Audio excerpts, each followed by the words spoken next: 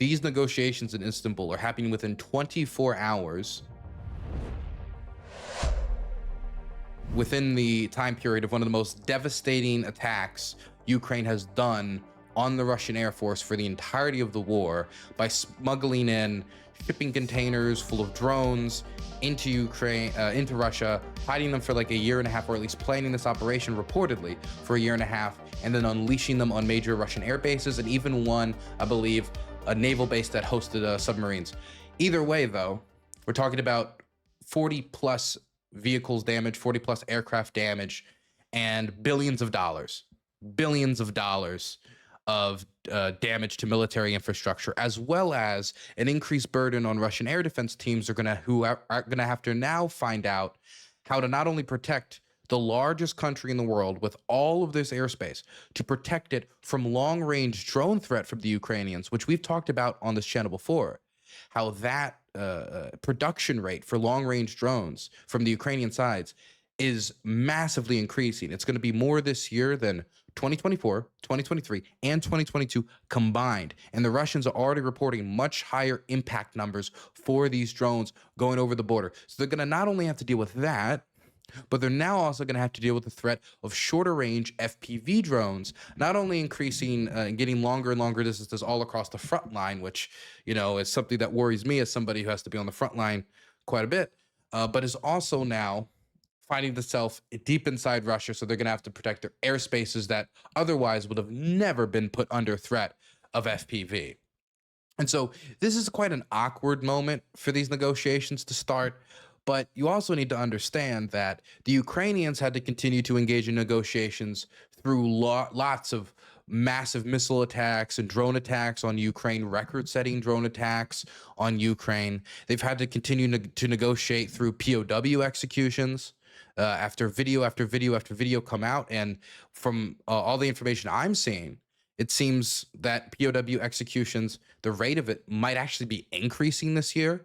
As the human safari, we're seeing more and more reported instances of it, of not only in Kherson, but across other points all across the front line. So when you say, man, isn't this awkward? What, is it awkward that the Russians were humiliated? Isn't it awkward? Is it awkward that the Russians got their nose bloodied? Because to me, I would think targeting innocent people or hurting innocent people is something that would make me feel a lot more internal shame when having a conversation with someone, outside of blowing up a long-range strategic bomber that's used to bomb my cities. So this is the immediate environment that these negotiations were being held within. Now, I am of the belief that while some people said, oh, I mean, not a lot, I think most people are of the belief now that these negotiations have basically next to no chance of success. But I saw some people questioning whether or not this could endanger negotiations, like this type of an attack. And I saw Michael Flynn going on this rambling, incoherent, just tirade on social media about why Donald Trump should have been informed before this and XYZ. And he then misquoted a bunch of law, international atomic law, that he didn't understand, to say, you know, oh my gosh, I can't believe that this type of thing would happen.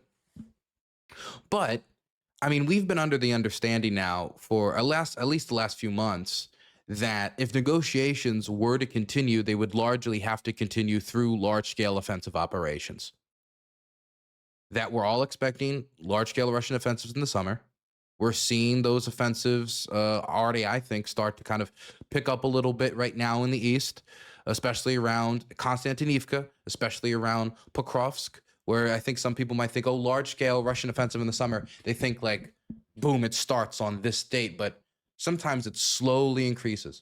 It keeps slowly increasing over time. And after it slowly increases, before you know it, the frog is boiling and you didn't even notice.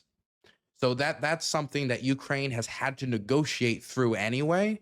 So I really don't think that negotiations are any threatened in any capacity, really, through their success or failure by an operation like this.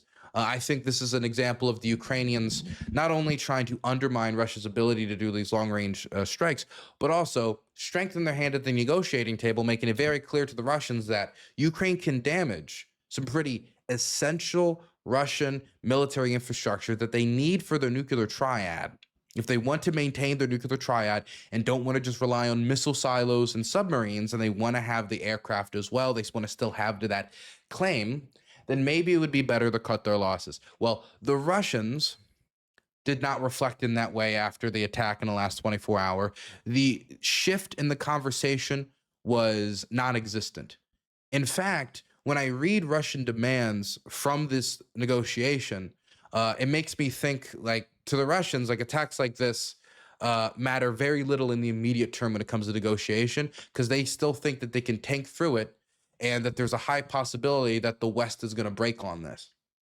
So let's talk about these negotiations. So the Ukrainian representatives and the Russian representatives sit down in Istanbul for the second time. First time, big mess. There was a lot of pretty embarrassing kerfluffles and the type of rhetoric that the Russians were engaging in, and the type of behavior that the Russians were engaging in at the negotiating table, saying things like, we will fight you guys like we fought Sweden. We fought them for like 21 years. We can keep fighting forever. And just treating this war like it's, you know, like it's I don't know, man, like it's a video game, like you're playing Hearts of Iron, like we are the mighty Russia Bear. And it didn't seem like a party that was engaging in serious negotiations, especially when they restated their maximalist demands. The only good thing that came out of the first round of negotiations was prisoner transfers, was the largest prisoner transfer of the war, of 1,000 for 1,000 prisoners, some of them being military, some of them being civilian. I think someone could ask why Russia had civilian prisoners in the first, but, you know, I digress.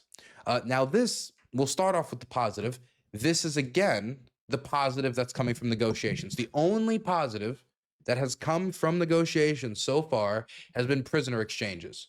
There have been long periods where the Russians didn't want to engage in prisoner exchanges. They purposefully did not engage in prisoner exchanges. They didn't engage with the Russians on it. And then those periods would break, and then we'd have some prisoner exchanges. Then it would continue again, and this would cycle.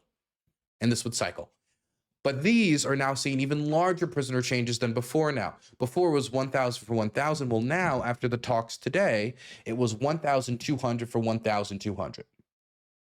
This is what's in the works. I don't think it's been officially 100% agreed to, or if it is, maybe it'll be, or if it isn't, maybe it'll be soon. But this is in the quote unquote works, according to Vladimir Zelensky. Oof. Anyway, now that we've got that out of the way, let's get into everything else. Okay, now we've gotten the one positive out. I'm sure. Well, sorry. It was a sunny day in Istanbul. The different negotiators probably got some good Turkish ice cream. You know, maybe they saw some nice street performers, pet a cat or two to put them in the right mindset before stepping into negotiations. And they lasted an hour. And when you see how many people are in each delegation, I mean, there's like a bunch, it's like 6, 7, 8 people. It's a lot of people in the Russian delegation. There's a decent amount of people in the Ukrainian delegation negotiating this. And it lasts an hour. And after an hour, it's done. They walk away, and we're no closer to a ceasefire. We're no closer to a peace deal. We're not even any closer to Russia's memorandum on agreeing to work towards a ceasefire, okay, which is bureaucratic hell if it's ever been espoused. Let me tell you what the Russians demanded, because the little social cues in it, like I could talk about every little gross like thing that was reported about what was said here. I think the one big thing that angered me and grossed me out that I want to highlight has to be a comment that was reportedly made by Vladimir Medinsky. This is according to the Ukrainian delegation. This is something that Zelensky repeated. And last time when they brought up, the Ukrainians said that they'll fight for 21 years, like in Sweden, etc. The Russians then went on state TV and confirmed it. I don't know if this will also be confirmed, but when the Ukrainians, as part of negotiations, and this has been something that's been talked about openly by the Ukrainians as one of their key demands, which, I mean, should be a duh, is that they want the children that were illegally kidnapped and trafficked out of the country by the Russians to be returned. That's a demand that they've made more than once. It's a demand that they've made clear. There's Ukrainian NGOs that have been working to bring those kids back. but a lot of them are not being brought back. Some of them, the Russians are trying to adopt out. Either way, the Ukrainians ask to start this exchange and to have some children brought back, and they provide them a list of around 300 children. Around 300. Now, the number of kidnapped children, the numbers I've seen, like 19,000, 20,000, around that number. This is far off from that. I wonder why that is, but what I suspect is that the Ukrainians are starting with a much smaller number because, just like doing an all-for-all prisoner exchange would probably be what the Ukrainians want, but the Russians giving up all of the Azov prisoners, all the prisoners from the Chernobyl defense, all the prisoner, almost certainly don't want to do it. Maybe in the future that'll change, but for now, that doesn't seem to be changing. And so they asked for 300 of these kids back. And the Russians respond, or more specifically, let me give you a name. Vladimir Medinsky responds, "Don't put a show for bleeding heart European old ladies with no children of their own," scoffing at the request, saying that this is nothing but a show for those childless women in Europe. The number that I heard that they did possibly offer was 10. 10 out of 300, over 300 that they requested. And they had a list of names and children. It wasn't just give us 300 kids. It was, here is a list of the kids, name by name, name by name, name by name. They said, oh, this is just a story. This is just a story. This is just a story. If it's just a story, why are there names? If it's just a story, why do we have all this testimony from, Ukrainian orphanage workers about these kids being kidnapped? Why are their family members still trying to get their kids or find out where they are? Why do they have names? Anyway, they just treated it like a story. They dismissed it as not a big concern. And let me just throw out there that one of the boundaries that the Russians asked for these negotiations is that the American representatives not be allowed there. That there be no representative of Washington, there be no representative of, the White House, nothing. So I think that there's a possibility that they wanted to box out the American government, not only because, just the way they behave is pretty obviously not conducive to, negotiations that have progress, but when you have moments like we can fight for 21 years and, oh, this is just a story for old women, when this is a concern that we know, because it's been repeated by the White House, that Zelensky has brought directly to Donald Trump, I don't think they would have viewed that as treating negotiations seriously. I don't think they would have viewed that as anything else than, oh, they're dragging us along. Now, of course, they can get the reports from secondhand. The Ukrainians will go to Washington and say the Russians sunk the negotiations. But how much will Trump and Keith Kellogg and Steve Witkoff, how much will these people believe them? Or will they think, oh, I'm sure it was both sides. The Ukrainians made unreasonable demands. The Russians made unreasonable demands. Either way, so we have this horrible statement about the children. We have this barrier that was set up by the Russians. What about what the Russians demanded? What did the Russians demand? Well, let me tell you most of what the Russians demanded. Russia demanded that Ukraine join no alliances and declare itself to be neutral. So in Ukraine's constitution, it says that it's a neutral state by its constitution. It's something that's written into the law. But obviously, as the geopolitical situation in Europe has changed since the collapse of the Soviet Union, the geopolitical needs of Ukraine has changed, and they've started to shift around and move more and more towards the West, in large part in response to Russian aggression. And so the Ukrainians are of the belief that they want to join NATO in order to avoid future Russian invasions because neutrality has not worked. And so what the Russians want is to stop them from joining any alliance structure, stop them from establishing deterrence with allies and partners,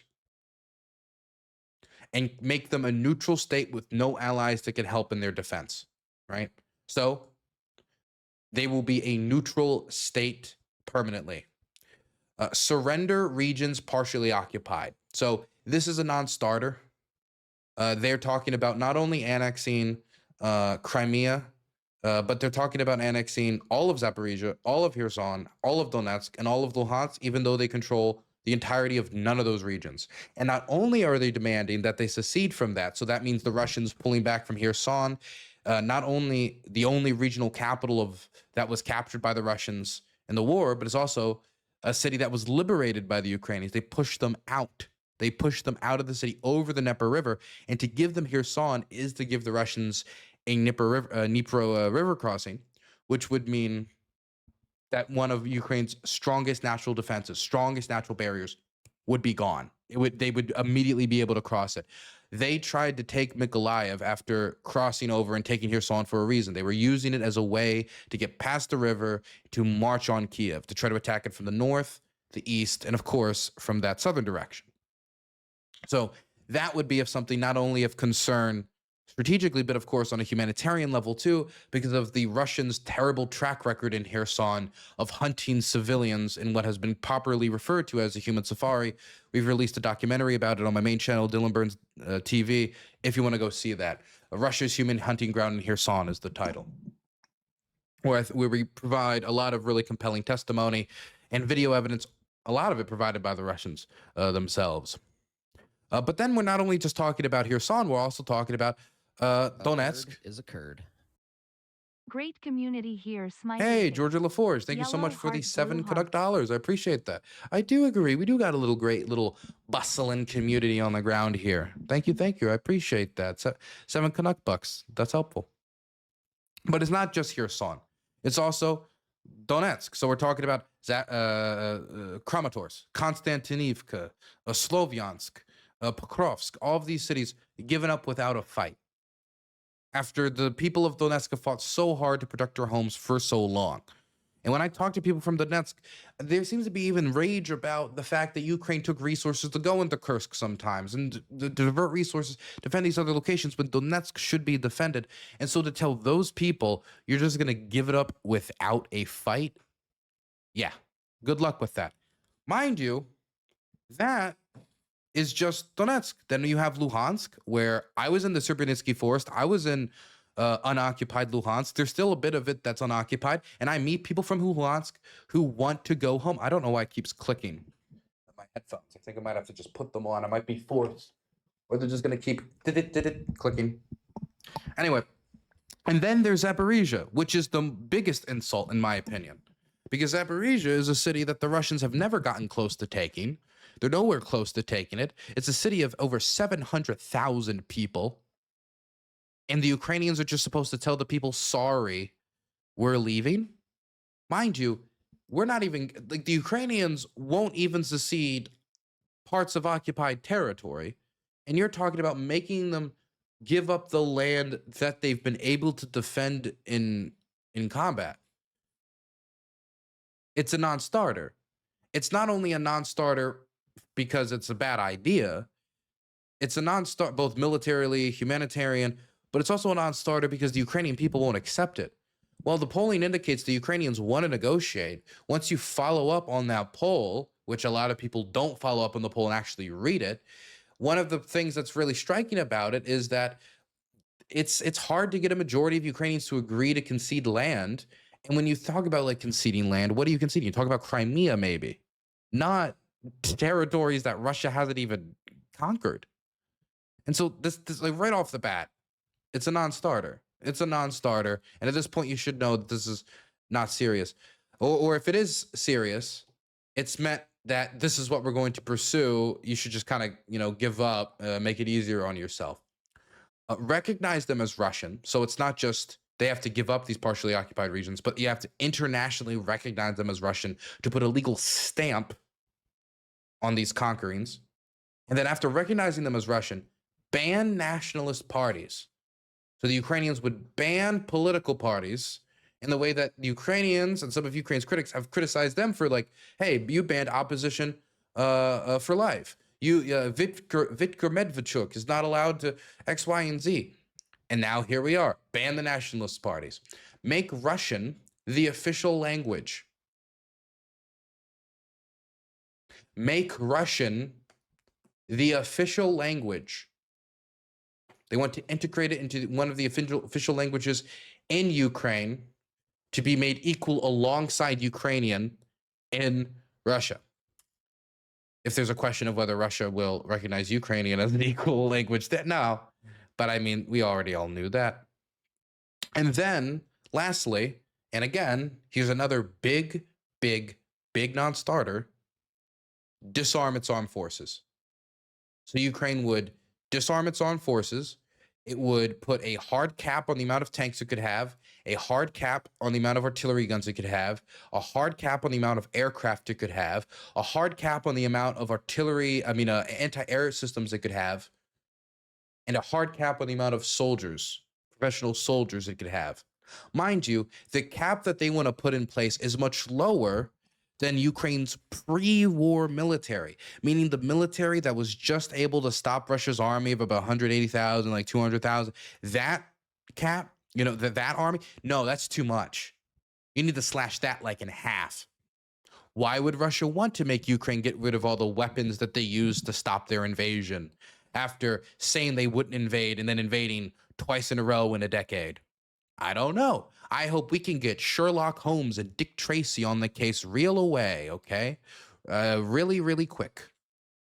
Okay, look. The Russians are not making serious proposals that they think the Ukrainians will accept. The Russians are not engaging with the Ukrainians seriously due to the dialogue that you're hearing in these talks about, oh, don't put on this show for these childless women. Like, because to them, the kids don't matter. It's not that they don't matter as a propaganda tool. It's not that they don't matter when it comes to indoctrination. But when it comes to like whether these kids get to see their families again, or whether these kids get to go back to their communities, or whether that doesn't matter. Or if they do go back to the communities, it would be through like under the Russian flag after their home has been burnt to the ground. So this is not a negotiation. In fact, I would say calling this a negotiation at this point, you kind of have to refer to it almost as a negotiation because that's how everybody refers to it. But I feel like it's almost a malpractice to keep calling this a negotiation if every time the Russians come back, they just issued the same set of ultimatums every single time. I mean, if I go to a car dealership and there's a sticker on it that says this busted up used car is $10,000, and I say, hey, I can pay $6,000, and they say $10,000. I'm gonna say, okay, I can pay $7,000. $10,000. I can pay $8,000, but I really can't move any higher. I just don't have the $10,000. That's not a negotiation. That is you're being given an ultimatum that does not budge, that does not move, that does not shift, that is completely inflexible. It is a set of demands requesting Ukraine to surrender and submit itself to it. It is not a negotiation. If it is negotiating anything, it is negotiating Ukraine's, basically their surrender. And that is what this proposal is from the Russians. It is a surrender. And so treating it as serious negotiations is misinforming people. Treating it as if the Russians are treating this seriously in any way is misinforming people. This is the Russians giving them a set of demands, saying, take it or leave it. And if you leave it, welcome to another caliber cruise missile strike. That's what's happening. There's no other way to put it. There really is no other way to put it. And so the question has to be, how long do we entertain this charade? How long do we let these carnies, come over here and speak cant to the Ukrainian negotiators? And as they continue to put on the song and dance and pour water in the milk bottles, at what point do we say they're taking us for a ride? They're dragging this out. We're all expecting large-scale Russian offensives in the summer. They are doing this to delay aid, to stop support. So when they engage in those large-scale offensives, by the time, even if the West was to react, it would be reactive. It would not be preventative. It would not be preemptive. It would not be coming in to deal with it beforehand, to get the trenches dug beforehand, to get them the artillery shells they need to hold the line beforehand, the anti-air batteries, everything they need to hold the front. Instead, it'll be after they've tried to push the line in eastern Pokrovsk up and bend the line up to cut off the supply lines. And once there's a threat that could danger the Ukrainian war effort significantly, then afterwards we will play cleanup. That's what I'm scared of. Of course, there's the worst outcome of there not being even an attempt to do cleanup, but that's what I'm scared of, because right now the Trump administration continues to pretend that the Russians are treating this seriously. They're continuing to do it. If this is to preserve Donald Trump's personal relationship with Vladimir Putin over our geostrategic and diplomatic goals, if this is a naive view of Donald Trump where he actually thinks that maybe, just maybe, we're just about there, we're about to round the corner, even though they've blown up every ceasefire that Trump has thrown at them, or rejected any unilateral ceasefire that he's thrown at them, or violated the agreements that they did agree to, the few times they did agree to some version of what could be classified as a ceasefire, like the energy ceasefire that was violated immediately after, or the civilian ceasefire that was violated immediately after. And the Russians never even agreed publicly that they agreed to, but the Trump administration said they did. I don't know who you want to trust, Donald Trump or the Russian government. Not really any. The credible sources drain. The credible sources drain. So this is just dragging this out. And it's one thing to hold hope, because hope in human beings is unconquerable. It is another thing to slam your head into the wall over and over and over again and expect a different result besides your forehead being busted open and you getting like blood pouring down your face. That's what's happening over and over and over again. And so my only advice to the Trump administration right now, okay, the laziest thing in the world, just tell Congress to pass the sanctions bill, or even just tell Congress that you won't stop them, either because it will be veto proof in the margin that it passes due to how unseriously the Russians have engaged in negotiations, or because you won't veto it, period. If you do that, that's a very easy, simple, low effort building of pressure on the Russians that could maybe make them look at negotiations slightly differently, at least as a more likely escape hatch. Is it the most likely outcome that that's what's going to come from that? Maybe not. But at the very least, even if negotiations fail, it will mean that the longer they carry this out, the harder it will be for the Russian war economy, and the harder it will be for the Russian domestic civilian economy to deal with the international pressure, to deal with, for example, hey, if he delivers on his his secondary sanctions, before we could export these goods to these countries, now they're not buying. What do we say to these Russian manufacturers? What do we say to these Russian energy exporters? What do we say to the Russian domestic economy that we've been able to prop up through our gold reserves and the cannibalization of the commercial banking sector? Well, at some point, you've ran out of people or organizations or economic institutions to cannibalize. And then all you do then is you start eating yourself.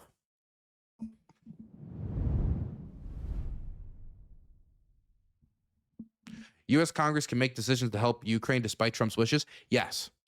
If Congress passes a veto-proof majority, and now that, of course, assumes that legislation will be brought to the House floor, then yes, Congress can do that.